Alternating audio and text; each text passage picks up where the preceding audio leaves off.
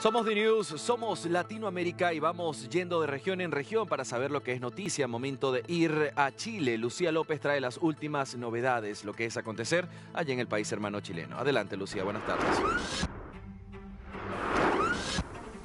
Hola, ¿cómo estás? Te saludo y a toda nuestra audiencia también en Latinoamérica. El 27 de octubre de este año van a haber elecciones de gobernadores regionales, de consejeros regionales, de alcaldes, de concejales. Y es primera vez que en Chile esa cantidad de votos, además, y esa cantidad de nombres en una papeleta, estarán en una votación con voto obligatorio. En Chile solo han tenido voto obligatorio las elecciones de convencionales y el plebiscito, los últimos plebiscitos recientemente pasados. No ha habido hasta el momento una elección con voto obligatorio, que significaría doblar la población votante, pasar de un 50 promedio. Chile estaba haciendo foco por el abstencionismo precisamente de las elecciones, 45, 50. La última elección presidencial había sido con un poquito mayor de participación, pero con un 85% del padrón votando, no había habido elecciones. Entonces, ¿qué ha propuesto el CERVEL? Que la elección se realice en 2 días. El gobierno ha tomado nota de aquello, ha dicho que presentará la ley. El servicio electoral es una de las instituciones más destacadas y con mejor funcionamiento en Chile. Sin embargo, la decisión del CERVEL o la postura del CERVEL no ha sido bien recibida por los municipios y también por parte del gremio del comercio. De hecho, me encuentro aquí con el gerente de estudios de la Cámara de Comercio de Santiago, George Level. Conversaremos, George, por favor, acércate. Muchas gracias primero por recibirnos y cuéntanos tú, ¿qué les ha parecido esta noticia ya? Porque se ha dado por confirmado que el gobierno acoge la postura del CERVEL. ¿Cómo lo reciben ustedes? Sí, bueno, el criterio técnico no tenemos ninguna crítica respecto de lo que defina el CERVEL, siendo el ente experto, ¿no es cierto?, en la materia. Por lo tanto, si las elecciones tienen que durar 1 o 2 días, ese es un tema que no nos compete pronunciarnos, ¿no? Lo que sí nos parece que la normativa bajo la cual hoy día se realizan las elecciones, sobre todo pensando ahora que el voto es obligatorio, deben ser revisadas. Venimos hablando ya hace un tiempo, han tocado ya varias elecciones en periodos bastante críticos para el comercio, y más que la elección misma, la problemática es que es la obligación de cierre prácticamente de una gran parte del comercio. Eso nos parece que atenta contra la actividad de un sector que ha pasado tiempos muy difíciles, que está recién comenzando a vislumbrar un mejor año para este 2024 y que nos parece que no se justifica desde el punto de vista de lo práctico y lo técnico, ya hablando en términos económicos, ¿verdad? George, estamos saliendo a toda Latinoamérica en este momento, nuestro estudio está en Argentina, cada país tiene sus propias reglas, ¿no es cierto?, su propio sistema político, pero además sus propias reglas electorales. ¿Podrías contar cuáles son las reglas que afectan al comercio para que también sepan por qué se produce esta disyuntiva?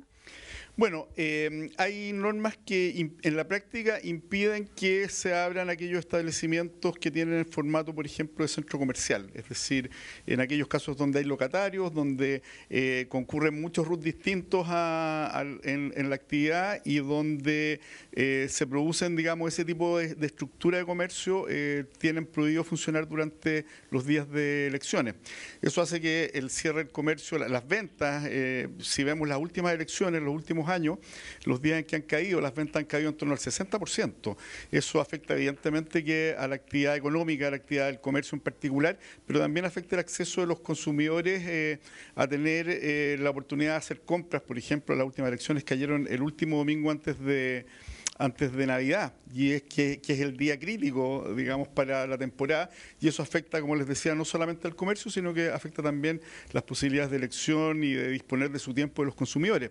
Eso nos parece que a estas alturas, con la eficiencia que tiene el proceso electoral, con la normativa además que exige que las empresas le otorguen el tiempo necesario a los trabajadores para que puedan concurrir a cumplir con su obligación electoral, nos parece que hoy día ya no tiene sentido. Claro, es un feriado irrenunciable y en el que solamente pueden activar sus locales los propios dueños, que son operadores del servicio que están o de los bienes que están ofreciendo. Tú lo señalabas, es una importante pérdida, es algo nuevo en Chile. Se ha postulado, te cuento, la posibilidad por parte de algunas voces de la política, por ejemplo, de que se realicen en un solo día, pero haya más locales, y todo eso ha sido descartado por el CERVEL, y claro, se relaciona con un proceso nuevo, con una manera nueva de enfrentar las elecciones en Chile que se va a poder someter a discusión. Dentro de esas discusiones respecto del futuro, pero en particular respecto de la elección de este octubre, ¿han tenido la posibilidad de acercarse a conversar con alguno de los ministros sectoriales o con el gobierno desde algún punto de vista para poder plantear soluciones a esta problemática que se le presenta al comercio, y no solamente al comercio, un país también que quiere reactivar su economía? Hemos tenido instancias en los procesos anteriores. Lamentablemente el tema cobra vida, cobra interés público cuando se acercan las elecciones. Y mientras más cerca estamos de esos procesos, más difícil es operar cambios y pensar más en el mediano y el largo plazo, o en el tema más estructural. Nuestra propuesta en general es que se permitan que funcionen aquellas actividades que no alteran el normal desempeño de la votación. Y esa ha sido nuestra propuesta constante y como decía, más que la cantidad de días, nuestra preocupación es que el país no paralice. Habiendo, por supuesto, temas que afectan a otros sectores o otras actividades, como las actividades de educación, por ejemplo.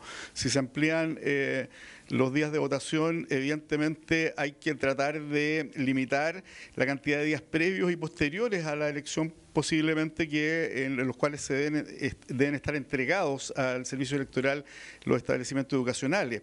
Tal vez disminuir la cantidad de establecimientos educacionales e ir a otro tipo de establecimientos adicionales, ¿verdad?